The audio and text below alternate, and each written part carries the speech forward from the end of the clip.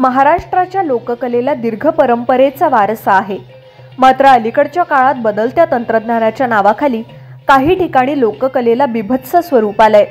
हे टाळण्यासाठी आणि आपली अस्सल लोककला लावणी काय आहे हे तरुण पिढीला दाखवणं गरजेचं आहे. या पार्श्वभूमीवर लोककलावंतांना प्रोत्साहन देण्यासाठी भारतीय जनता पार्टी सांस्कृतिक प्रकोष्ठ महाराष्ट्र प्रदेशच्या वतीनं आयोजित सांस्कृतिक कला महोत्सव 2024 लावणी महोत्सव आणि महाराष्ट्राची लोकधारा या कार्यक्रमाचं आयोजन करण्यात आलं होतं. याला पुणेकरांचा उत्स्फूर्त प्रतिसाद मिळाला.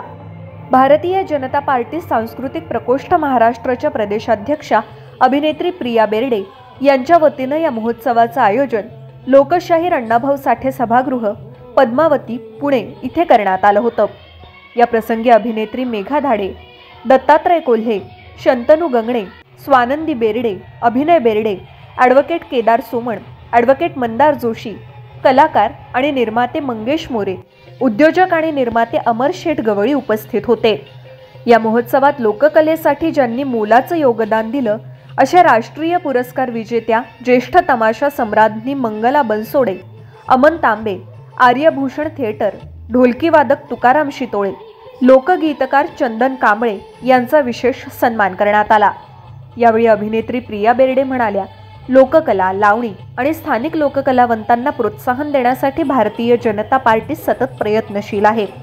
आगामी काळात भारतीय जनता पार्टी सांस्कृतिक प्रकोष्ठ महाराष्ट्र प्रदेशच्या वतीनं राज्यभरात अशा प्रकारच्या महोत्सवाचं आयोजन करण्यात येणार आहे. नमस्कार, मी प्रिया बेर्डे, भारतीय जनता पार्टीच्या सांस्कृतिक प्रकोष्ठची प्रदेशाध्यक्ष म्हणून काम करते आहे. आज आम्ही इथे पुण्यामध्ये लोकशाहीर अण्णाभाऊ साठे या नाट्यगृहामध्ये आम्ही आज लोककला आणि सांस्कृतिक असा महोत्सव घेतला. प्रेक्षकांचा उत्तम प्रतिसाद होता.